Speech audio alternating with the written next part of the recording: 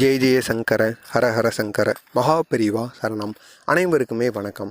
நம்மளோட வீட்டில் 21 நாளைக்கு இந்த ஒரு தீபத்தை மட்டும் நம்ம ஏற்றிட்டு வந்தோம்னா நம்மளுடைய வீட்டில் அதிகப்படியான நன்மைகள் ஏற்படுமாம். அந்த நன்மைகளானது நமக்கே தெரிய ஆரம்பிக்குமாம். அவ்வளவு சக்தி இந்த ஒரு தீபத்துக்கு இருக்குது. இந்த ஒரு தீபமானது சங்கு தீபம். சங்கை வைத்து தான் நாம் இந்த ஒரு தீபத்தை ஏற்ற போகிறோம். நீங்களும் சங்கை வைத்து இந்த ஒரு தீபத்தை ஏற்றி பாருங்கள். இதனால் நீங்கள் பெரிய அளவில் நன்மைகள் நடக்கும். இது காஞ்சி மகான் அவருடைய பக்தருக்கு அறிவுறுத்தின ஒரு எளிய பரிகார முறை. இந்த சங்கு தீபத்தை உன்னோட வீட்டில் நீ எப்பப்பெல்லாம் கஷ்டம் வருதோ தொடர்ந்து 21 நாளைக்கு நீ இந்த ஒரு தீபத்தை தொடர்ச்சியாக ஏற்றிட்டு வா. ஒரு நாள் கூட நீ ஏற்றாம மாட்டினா இதனுடைய பலன் போயிடும். மீண்டும் நீ 21 நாட்கள் தொடர்ச்சியாக ஏற்றிட்டு வரணும். அப்படி நீ 21 நாட்கள் தொடர்ச்சியாக ஏற்றிட்டு வரும்போது உன்னுடைய வேண்டுதல் எதுவோ அது அனைத்தையுமே நீ கேளு.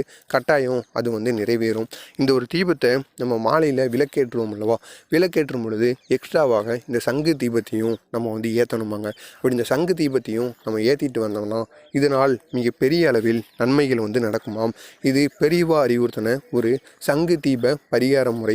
நீங்களும் இதை பண்ணுங்கள். உங்களுக்கு தெரிந்த நண்பர்கள் உறவினர்கள் அனைவரையும் இந்த சங்கு தீபத்தை ஏற்றிட்டு வர சொல்லுங்கள். இதனால் நம்முடைய வாழ்க்கையும் மாறும். நமக்கு அதிக அளவில் நன்மைகள் நடக்கும். அது நமக்கே தெரிய ஆரம்பிக்குமாம். எனவே தவறாமல் நீங்களும் இதை ஏற்றி பாருங்கள். இந்த சங்கு தீபத்தை முதல்ல எப்படி ஏற்றணும்னு பார்த்துடலாம்.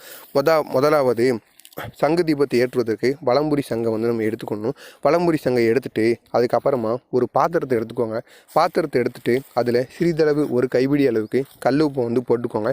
அந்த பாத்திரத்தில் தண்ணியை ஊற்றி அதில் கல் உப்பை போட்டுக்கோங்க.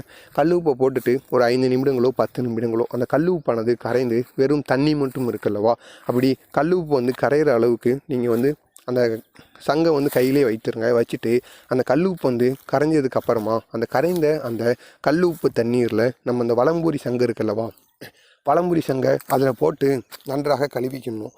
கழுவிட்டு அதுக்கப்புறமா இந்த வலம்புரி சங்கை அந்த தண்ணியில் போட்டு நல்லா சுத்தம் பண்ணிக்கணும். சுத்தம் பண்ணிவிட்டு அதுக்கப்புறமா அதை பூஜை அறையில் வச்சு கிழக்கு நோக்கி தீபம் ஏற்ற வேண்டும். அந்த தீபத்தில் நம்ம வலம்புரி சங்கில் என்னென்ன தீபம், அதாவது வலம்புரி சங்கை நம்ம கிழக்கு நோக்கி வச்சுக்கணும். வச்சுட்டு அதுக்கப்புறமா ஒரு தீபத்தை ஏற்றுறோம் அல்லவா, அந்த தீபத்தில் நம்ம என்னென்ன பொருட்களை போட்டு ஏற்றணும் அப்படின்னு பார்த்தோம் அப்படின்னா நல்லெண்ணெயும் நாட்டு பசுநெய் ரெண்டுமே நல்லெண்ணெயாக இருக்கணும். அதுக்கப்புறமா பசுநெய்யாக தான் இருக்கணும். நாட்டு பசுமாட்டிலேருந்து கிடைக்கக்கூடிய நெய்யாக இருக்கணும். இது ரெண்டையும் சரிபாதி அளவுக்கு நம்ம ஊற்றிக்கணும். அப்படி சரிபாதி அளவுக்கு கலந்துட்டு அதுக்கப்புறமா சரியாக 3 சொட்டு தேன் இருக்குல்லவா, அந்த தேனையும் நம்ம அந்த இதில் விட்டுட்டு அதுக்கப்புறமா தாமரை பஞ்சுத்திரி கிடைக்கும். கடைகளில் கேட்டிங்கன்னா தாமரை பஞ்சுத்திரியானது கிடைக்கும். அந்த தாமரை பஞ்சுத்திரியை போட்டுட்டு நீங்கள் இந்த ஒரு விளக்கை ஏற்றிட்டு வாங்க. இப்படி நீங்கள் இந்த ஒரு விளக்கை 21 நாட்கள் நீங்கள் தொடர்ச்சியாக ஏற்றிட்டு வந்தீங்கன்னா மிகப்பெரிய அளவில் நன்மைகள் நடக்கும். உங்களுடைய வாழ்க்கையில் உங்களுக்கு மாற்றங்கள் நீங்களே, அதாவது என்னென்ன மாற்றங்கள் நடக்குதுன்னு அது உங்களுக்கே தெரிய ஆரம்பிக்கும்.